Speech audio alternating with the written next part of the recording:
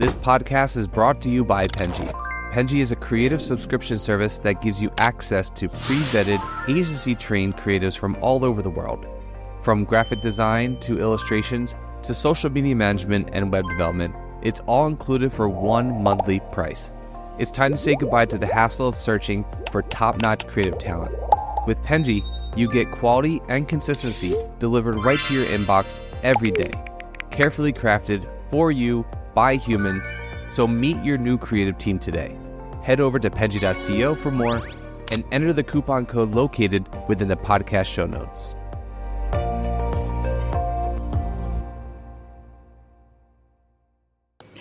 Hello, everyone, and thank you for joining us on the Fully Managed podcast. Thank you, Sonia, so much for joining me today. I really appreciate it. So excited to be here. Thanks so much for having me, Shannon. Thank you. Of course. Okay, so today, as per usual, we are going to start with a game. This game has you in mind. I thought it would be a little fun play on your work, so I hope that you enjoy this. It is called Friction or Flawless. Ooh. So what I'm going to do is I'm going to give you some scenarios, and you're going to tell me whether you think that there would be some friction in these scenarios and why, and maybe why you like what you could change about it that would make it less frictionless. Okay. Or frictionless, not okay. less frictionless. And then, or you think it would be flawless, like you don't think that there would be any kind of friction in this scenario. Okay. Sweet. Okay. First one is, this pertains to Airbnb, so try to do some recognizable brands. Booking a stay as a first-time user in a city you've never visited. All right. So as someone who has booked a lot of Airbnbs in a lot of cities, and in the old days, I was doing it a lot as a solo traveler. There's so much that you don't know about the city. And you want to know what's happening. As a solo traveler, for instance, as a solo woman traveler, I was thinking, is this in a safe space? Yes. Can I walk around easily? Is it a residential area? Is it in a hotel?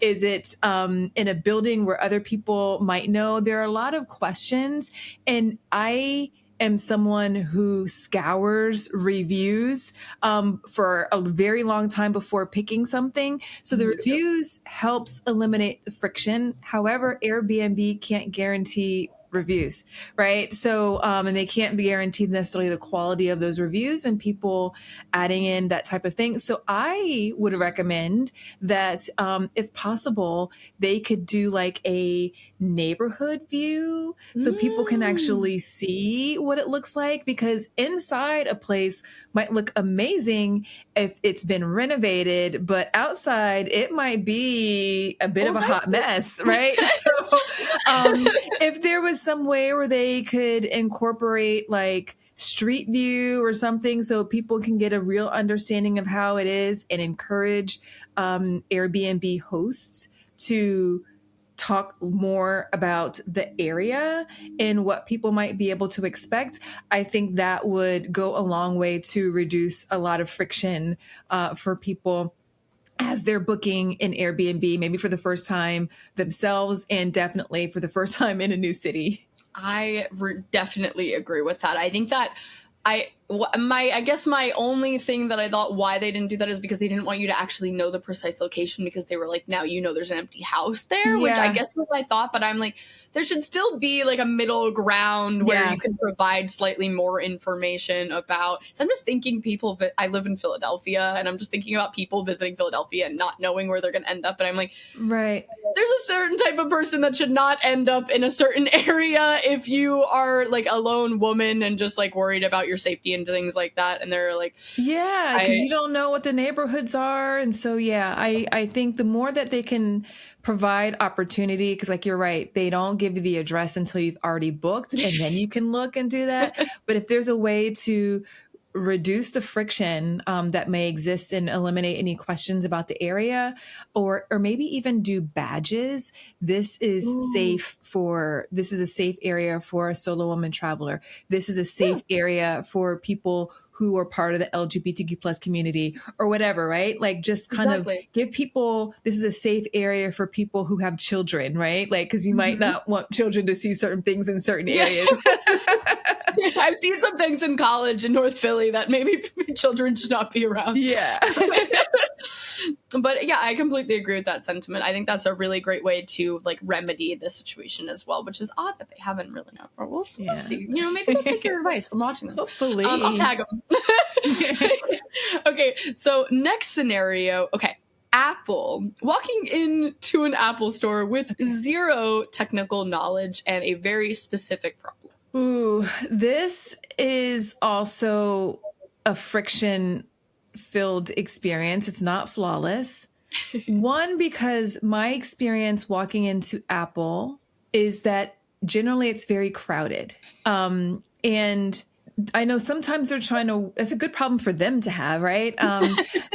But sometimes whenever you have a technical issue and you're already walking in a little frustrated and you have to explain to somebody what your challenge is, if you're not a technical person, you might not be able to explain it in the way that they might need it to. Apple does a good job of helping. Generally, I believe there's someone at the front of the store that helps triage you of where you should go. But I think it would be helpful for them to do a better job of having more people in the front to help triage, because I think sometimes people will go in looking a little lost, frustrated. And so to help put people at ease about what it is that they need, especially and where they need to go, and that they don't have to have the right language or terminology to be able to get that support and that help that they need. Because it would be so frustrating if you waited in a line for 15 minutes and the person didn't understand what you were trying to say or what your problem was, and they sent you somewhere else and now you're more frustrated. So just helping to acknowledge more people up front, to help welcome people and let them know that, you know, they're very good at translating technical speak and non-technical speak. No, I completely agree with that. I think that if anything, they could even have lanes, like this kind of issue, this kind of issue, or like all of these issues, because there is like, I think that, I don't know how they do training in the stores, but I know that there's clearly people that are more well-versed in certain things than others. And I have no idea how they organize them in the store, because it just seems like kind of random when you're walking in, but it probably isn't. But maybe it should seem more streamlined for the customer so that they know where they should start. And that's really, it's kind of chaotic energy in there. Well, so here's a good point that you're saying, like, if you don't know exactly what you're going in for, a start here section might be great. Yeah. That would be really awesome. Start here where you could talk to a person and they could really kind of help guide you, direct you, and calm you down and ease your concerns. Yeah, and incredibly anxious people might just like avoid problems for even longer and then get more frustrated. So I think it's like, to make it as easy as an experience would definitely make workers less frustrated too, I'm sure. So here's one other idea we can throw out there. Some stores like Walmart, for instance, they have sensory friendly hours from 8 to 10 every day. Me and my husband were walking through Walmart the other day at like 8:30, and we're like, it's so quiet in here. It's so peaceful. And I was like, oh, wait, we're in sensory friendly hours. So people do that. Some grocery stores do that because some people are very overstimulated. It might be helpful for people, whether you call it newbie friendly hours, or, you know, it could be sensory friendly hours or something like that, or, you know, tech newbie hours or something like that, where people know they can come in a time that might be a little less overwhelming for them, and they can get their questions answered in less intimidating sort of environment. This sounds incredible, and I had no idea this was a concept, because I have almost a panic attack every time I have to go grocery shopping. So the fact that this might be a thing in my area and I have no idea is kind of incredible. Yeah, no, depending on how you feel about Walmart, it's in every Walmart across the country from 8 to 10 a.m. every day. Yeah. I wish there was not even a Walmart near me. That's so disappointing, but amazing. Yeah. Wow. Okay. Thank you for telling me about this new amazing thing. And I think it should be incorporated in so many businesses. I think that they would get more business. I mean, that's like very, you know, that's a take on inclusive practices too, is that like you will naturally get more business if you just included those better. Just think about the common ways people are different, right? Like there's so many differences that exist, and those differences impact buying behaviors. So if the choice is avoid going into the store, or to like maintain your peace, or to actually, you know, have an environment that's designed for you, thinking about you, you're going to go in more and probably spend more than you would have if you're comfortable enough to spend more time there. Yeah, 100%. I think that is, I avoid going to so many places because I'm like, this does not sound like an optimal experience for me. So I completely understand. And I think there's a lot of people like that out there that just don't enjoy going to certain places because of how they're set up or how they're run. Totally get it. This was definitely a perfect game for you, because for those of you who don't know, I'm segueing perfectly, is that Sonia has started this place called Frictionless Growth Lab. And what I'd love to talk to you about is, like, when or how did you identify like this friction in customer experiences that like inspired you to create something like this? Because I think that there's so many different ways that people identify like problems throughout like marketing experiences specifically, but I love the focus on this, and I'd love to, you know, just talk about it. So I am someone with a lot of differences, and identifying this friction came as the result of being a frustrated consumer over many years. So I'm a Black woman. I am left-handed, right? And so even something as simple as growing up at the time when I was young, left-handed scissors weren't a thing when I was in school. So, you know, just having to use scissors with my right-handed scissors with my left hand was a hot mess. Switching to use right-handed scissors with my right hand was still a hot mess, right? Like just little things like that. That's kind of like my foundation of starting there. Like I said, I'm a Black woman. I now follow a gluten-free diet for health reasons.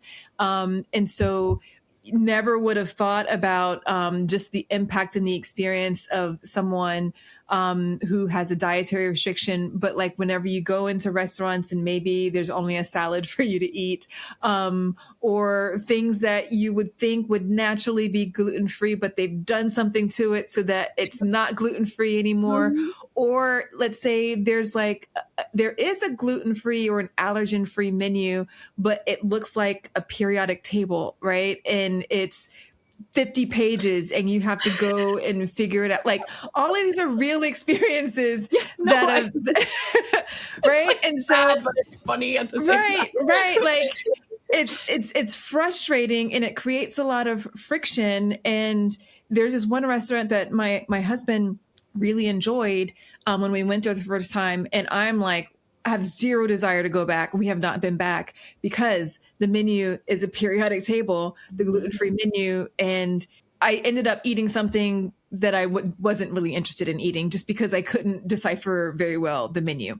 But these little things add up, right? For a lot of different customers. We've got increasingly more and more consumers who speak different languages. So that's another part of my experience in my world. My husband is from Argentina. He's a Spanish speaker. He's an immigrant here to the US.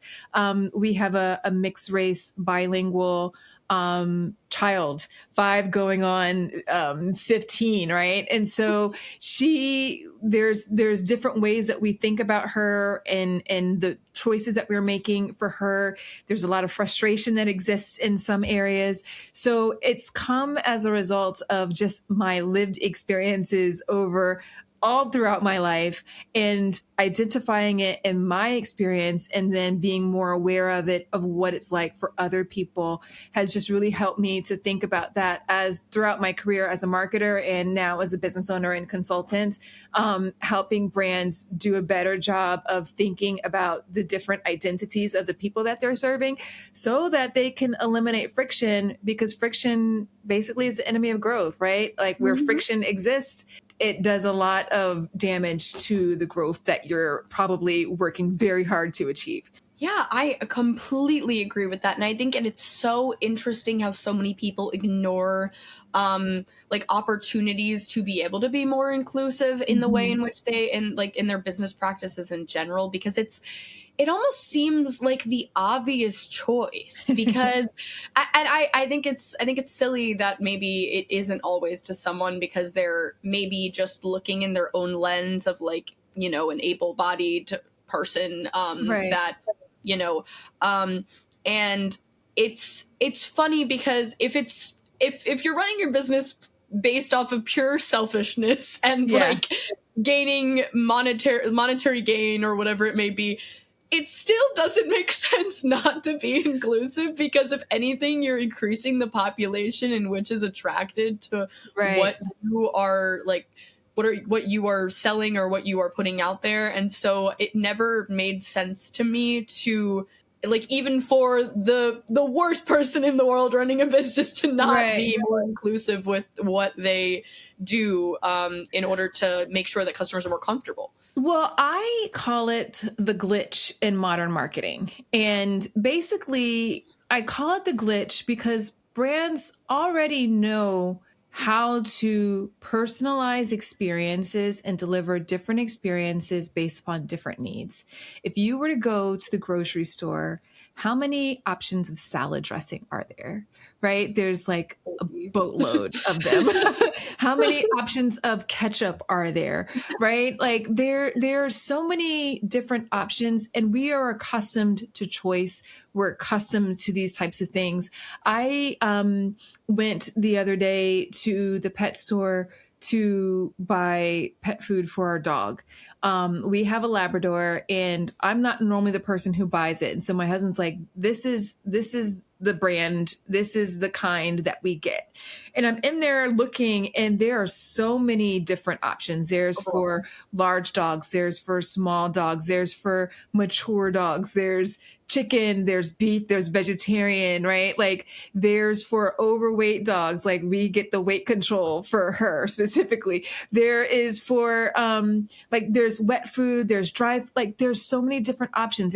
There's options for digestive support, right? Like I went on the website the other day, there are 80 different like different varieties of dog food that people can try within this one brand, Oh right? my Because goodness. they understand that for dogs, there's all different kinds of dogs, and there's different needs for different dogs and different preferences by dog families, right? So 80, we need 80 different options. No problem. We'll give them to you because we know that we are supporting the needs. People Yeah. don't have an issue talking about identity and different needs when it comes to something like dogs, pets, salad dressing, ketchup. But the minute it comes to talking about the identity of a person, that's where people kind of glitch, right? Yeah. Because I need to say this person is Latino. I need to talk about someone being Asian, or they wear a different body size, or they have a darker skin tone, or perhaps they have sensory processing disorder, or maybe they are colorblind. Those types of thoughts or conversations feel uncomfortable. Maybe sometimes people feel like we shouldn't be talking about people that way, but like we do it all the time in other areas. Like the minute if you're walking your dog, people are going to ask you, what kind of dog is it? Right? Like it's just a natural type of thing. And so we wouldn't ever say, I don't see color whenever we're talking about a dog. I don't see race whenever we're talking about a dog. But whenever it comes to humans and people and consumers, Like taboo. there's a hesitation there. But that hesitation is causing frustration because as consumers, many of us need marketers to think in advance about these differences so that they can better deliver products, services, experiences, communications that make us feel seen and supported and address our unique needs. I could not agree more with this. And I think that it's so, you make such a good point of that. This is something that is brought up in so many other areas, but it's like the minute it's for consumers, it gets something like there's this discomfort around it. And it's very funny that that's such a phenomenon. I'm curious about like, I think a lot of people, there are so many worries that people have when identifying like certain groups or being more inclusive. I think some people are worried about saying the wrong thing or like, you know, seeming tone deaf or whatever it may be. My question that I have for you is for people that are specifically worried or believe that they cannot please everyone, in which they cannot be inclusive to like every population, like what are your opinions on that? Because I'm sure that there are probably many people that believe that that's like impossible, you know? The expectation isn't that you have to be inclusive of everyone. Most brands don't have the resources to be able to do something that like that effectively. But the difference is there's a one thought of, oh, I need to be inclusive of everyone. No, you can, if you choose to do that, wonderful. But there's like another thought of, we just assume everyone is the same. And that's not reality like as well. Completely different ends of the spectrum. Right. So the idea is that you would think about the different identities of the people that you want to reach, and then choose which are the ones within your current constraints, resources, etc., that you want to do something to make sure that they feel seen, supported, and like they belong with you. And sometimes it doesn't have to be like a giant campaign, right? It could be as simple as, oh, we're going to have 5 gluten-free options on the menu, and we're going to just clearly label them on the menu, right? Like that doesn't harm very many people, or that doesn't harm anybody, right? Like it just maybe it harms some disgruntled person that hates but seeing it's not right. Like it doesn't change anything, but it makes this group of people feel seen. Like, oh, I can go eat here, and I have more than one option to choose from. Right? It didn't harm Walmart to set aside 8 to 10 a.m. for sensory friendly hours, and it makes the people who could benefit from that feel welcomed, right? And it solves a very specific problem for them. But other people can shop at Walmart at the same time, right? And have a wonderful experience. So it's not always that you have to make all these grand changes and campaigns for all these different types of people. Sometimes it's making 1 or 2 small tweaks because you know that some people are different. I talked to a woman who is Muslim, and she told me whenever she goes to conferences for her business that she is a very social person, and she wants to go out and wants to be social, but her religious beliefs prevent her from going to something where alcohol is served, or where it's like in a bar, you know, because she could go to a bar and drink water or soda, but that environment is one that kind of prevents her from being able to go. So a simple thing, why can't more conference organizers create events that aren't centered around alcohol? So she gave the example, couldn't this event be at an ice cream shop? Couldn't it be at a coffee shop, right? Like small little tweaks. You don't have to change a campaign, right? Or your whole strategy. It's just acknowledging that different people need different things. There are times where we do need to make changes in our creative. We do need to consider other things in our product offering, like accessibility, etc. But if we are intentional about choosing who those identities are and understanding really the identities of the people who are already in your audience, or who are the people who are your ideal audience, right? How can we understand what is it about them that we could do a better job of serving? If we acknowledge that these differences are there, we can eliminate the friction that exists for them to help them be more loyal. Because just because someone has friction in the experience that you deliver, the minute they have an option that delivers less friction, they're going to be out the door. So just because they might not be gone now doesn't mean that they won't necessarily be gone in the future. Yeah, and I think it's a really important part that you bring up about like identity, because I think that there are so many things about each individual person that are different and like are inherently true to like an individual just because of their likes and dislikes. And I think sometimes the discomfort comes from like as soon as it's identified or can be identified as an identity trait, that's where it becomes weird, which is so strange because everyone has preferences of like what they like and dislike, and that's not odd or uncomfortable until it's an inherent part of them that they identify with, which is odd. Yeah. And I think that part of what we need to get more comfortable with is engaging with people who are different from us. Part of the challenge is that it's this principle called homophily, which means basically birds of a feather flock together. Our networks for a lot of people are generally homogenous. We work with, we engage with, we follow people online who are people who think like us, talk like us, have similar backgrounds in us, etc. And it's easy, it's comfortable, it reinforces our beliefs. I'm not saying it's wrong. I'm saying that it just presents a challenge whenever you have to think about someone who is different from your beliefs, backgrounds, lived experiences, etc., because it's not in your frame of reference. So proximity changes a lot of this.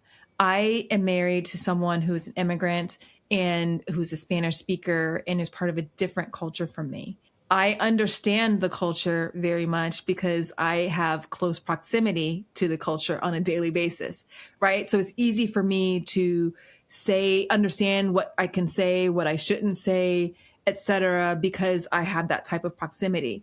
I'm never going to be a part of that culture, right? But my proximity makes me to be able to move fluidly within that culture and understand and how to serve people from that particular culture more easily because I understand them.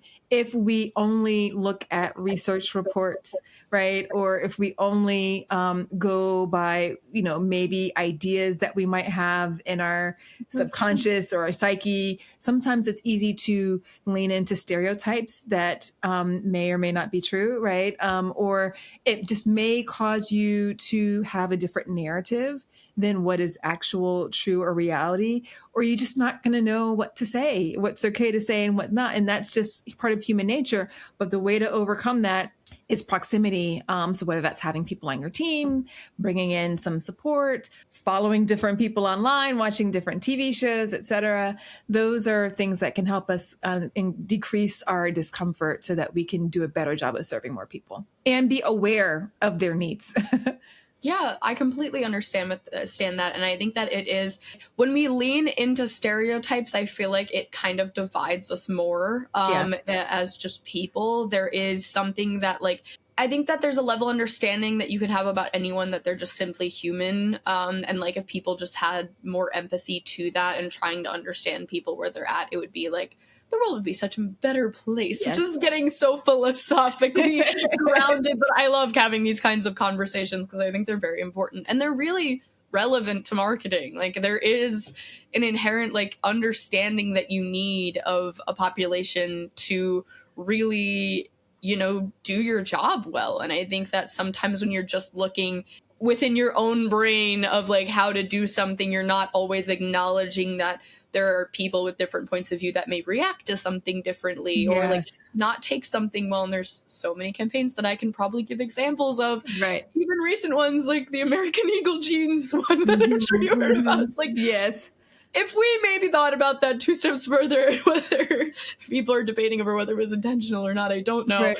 But there's things that are like, it's just, if there was just taken one step further of like just being out of your own mindset, it's like there are so many campaigns that have caused harm that clearly were not meant to. And that is an absence of taking yourself out of your point of view and trying to understand where other people may think of something differently. Absolutely. So, I don't know if you watched Stranger Things. Did you watch Stranger What's the Things? new one? But it's okay because you can tell me about it because I know what happens. Okay. So, I came to the Stranger Things world very late. I started watching it in December, and we All did of like it? a marathon. We did a marathon of all 5 seasons, and so we finished right at the end. That's so impressive. So, but so we watched it, and I know at the very end, the one of the characters came out, and one of the main characters, and there was a lot of commentary online about Yes. this, right? I remember And that. there were people in one camp who were like, "That was the most beautiful thing I've ever seen." Specifically from the LGBTQ plus community. And then there were other people from that community and was like, that was so unnecessary. It was cringe. It was inauthentic. Mhm. It was unrealistic. Right. And the words that several people used as I was looking like through Reddit threads was that it looked like, or it felt like, they wrote a scene for the community, but didn't consult people of the community Yes, on I've the heard validity of that. both of these yeah, completely. Right. Yes. And so I think what happens a lot whenever brands are trying to do a good job, and because the directors and the writers, their hearts were in the right place. They wanted to do right by the community, and the community wasn't pleased. But the largely, like, there are some people who loved it, right? But part of it is authenticity is a big thing, and it's important, and it's critical if you want to eliminate the friction.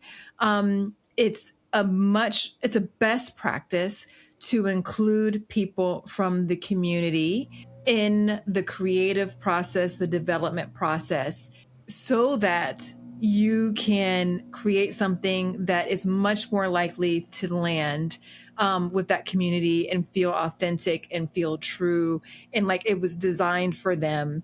It is very hard to create something that resonates with people who are part of the community that you aren't a part of.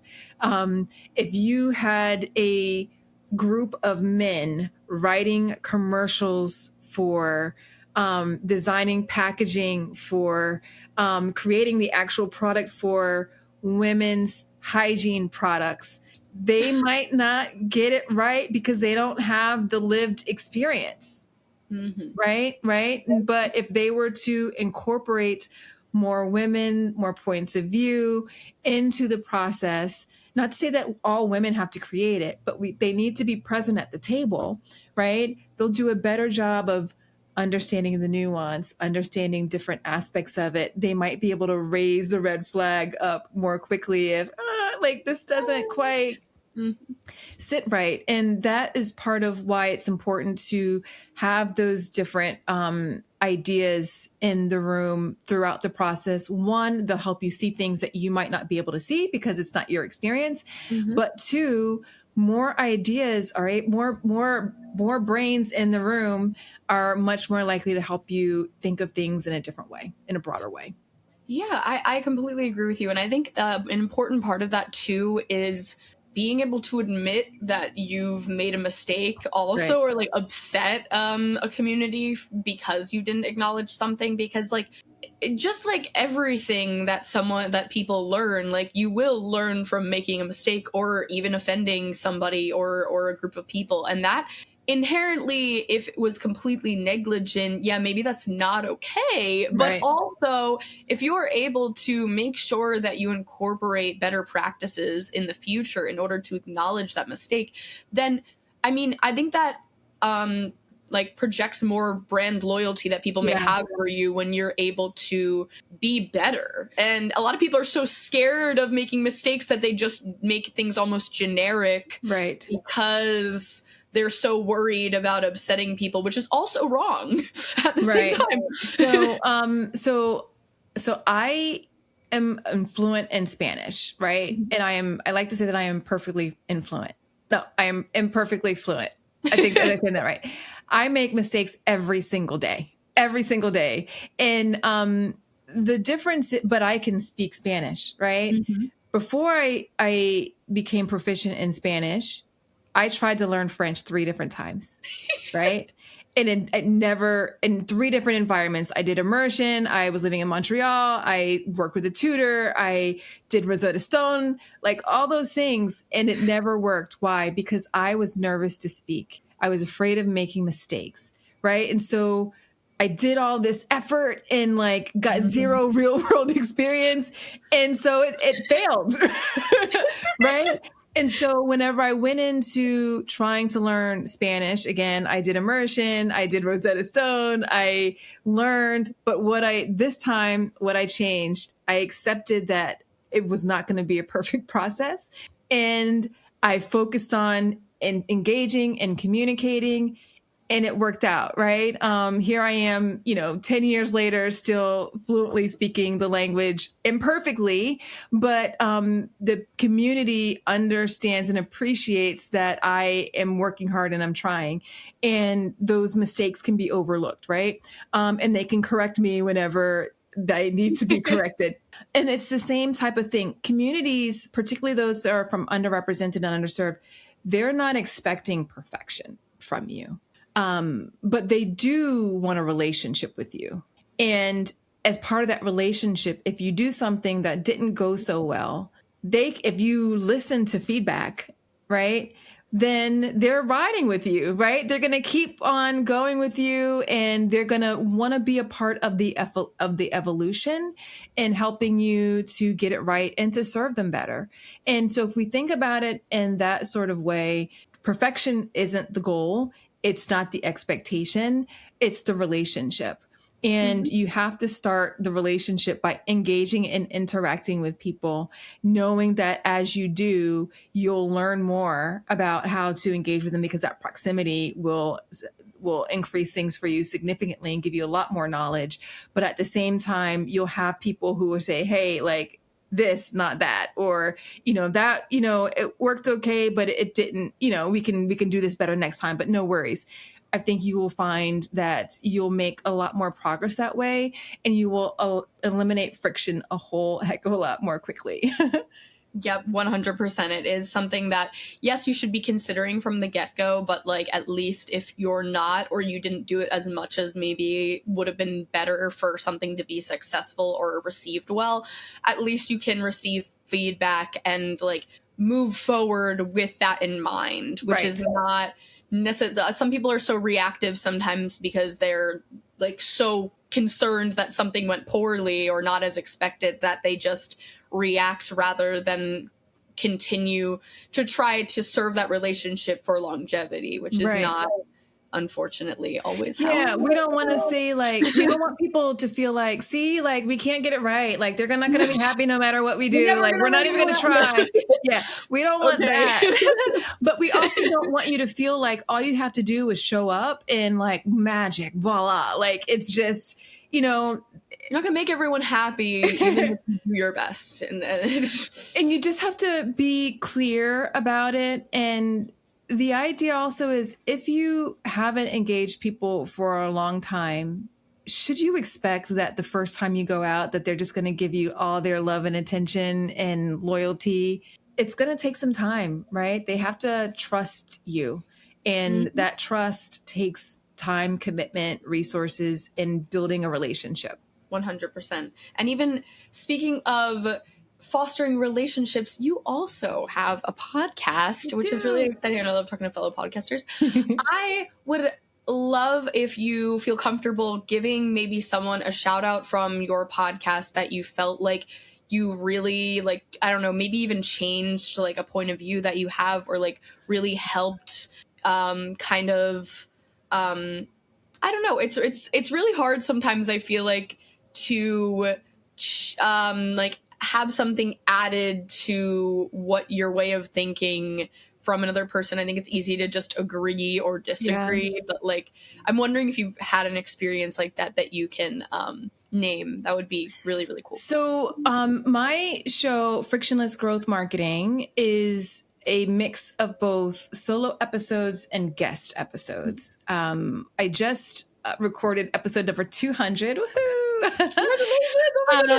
And I would say the episodes that are really like, as I go back and I'm like, oh, that was really good. Oh, that was something that they really helped me understand something in a different way.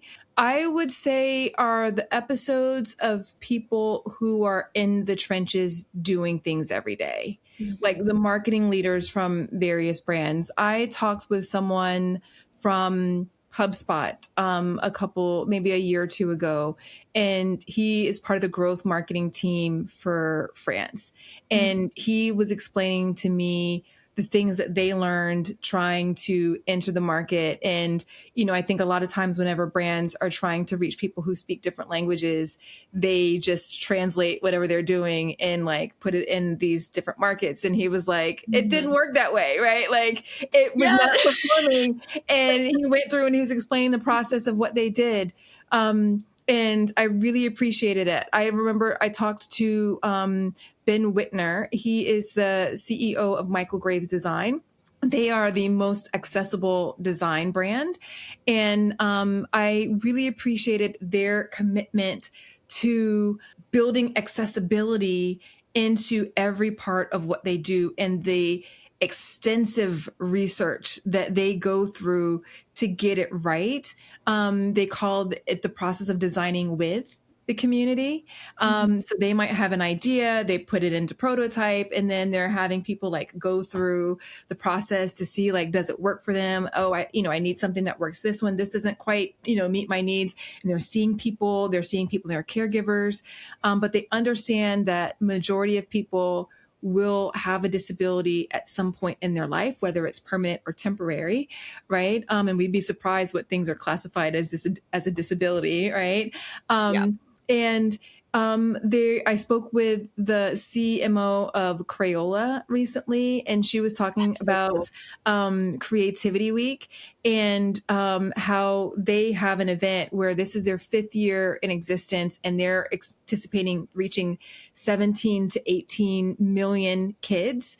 And it's an event that it's Creativity Week. It's about creativity. Like it's not about Crayola products. It's Mhm. about sparking and igniting creativity and creating this event and bringing in all these different types of people. But it spans social, it spans content, it spans events and things like that. Common areas that brands are engaging, already doing, but they're doing it in a way to integrate the product into the lives of the consumers.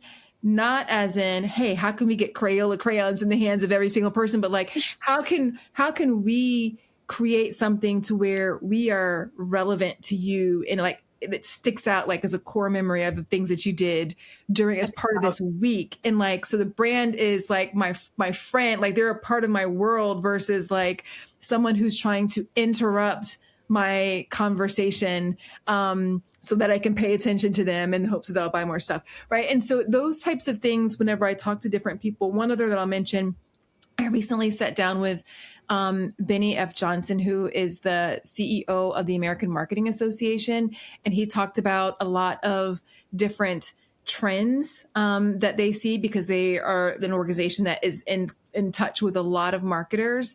And he just talked about how these trends that we're seeing right now are reshaping marketing and how important it is for us to not just be like, listen, like, I just want to stick with my current playbook, right? Yeah. Because we will, and I understand the desire to just kind of stick with what is and what you've already been using, but things shift as they do. And we need to be in tune and aware of what those shifts are and evolve our business and our practices so that we can continue to be relevant and all that.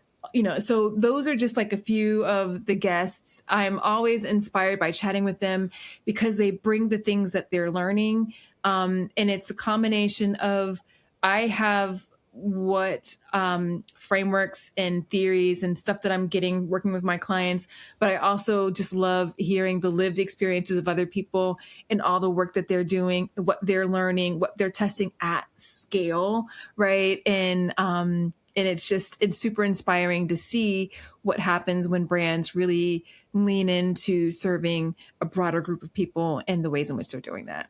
I resonate with that so much because that is my favorite part of this podcast as well. I mean, like, to be able to hear from you about your experience has been incredible. This is like, I don't know if you feel the same, but like, I think that having a podcast gives you this ability to learn at like such an incredible pace that doesn't feel rushed. Like, Right. it just feels like you're having like a really good conversation with someone and you just get so much value out of it. And I feel like in other scenarios, I mean, I try to learn from people every day, regardless of if I have the podcast, but even like through conversations with strangers or whatever it may be. But this is like such a cool way of meeting people and like getting to hear their perspectives. And it's such a wide variety of people that I get to talk to that have experienced so many different things. And I love highlighting these stories because other people get to hear about it too and get to learn. And it's like, Yes. wow, we've created community from this, which is, all you can wish for, Yeah. And like I said, it's an opportunity to learn and grow from each other because our perspective is a perspective, right? And so, if the more we talk and learn, the more we can hopefully minimize friction in our own experiences and so that we can grow more quickly. That was such a perfect way to end this because we are out of time and that was so wholesome and beautiful. Sonia, thank you so much for joining me. This was an absolute pleasure. I had so much fun talking with you about the philosophical implications of inclusivity and everything about this was genuinely so much fun and I got so much out of it. And I really hope that our listeners will get the same that I did. So thank you. I hope so too. Thank you so much for having me. Thank you. And thank you everyone for listening. We'd be nothing without you. I hope you have a lovely day. Thank you so much. You've been listening to Fully Managed, brought to you by Penji. Check out the show notes to learn more about today's guest. And to learn more about Penji, the human-first creative subscription service, head over to penji.co. And by the way, if you're still listening, it would mean the absolute world to us if you were to share this podcast with a friend and, of course, subscribe.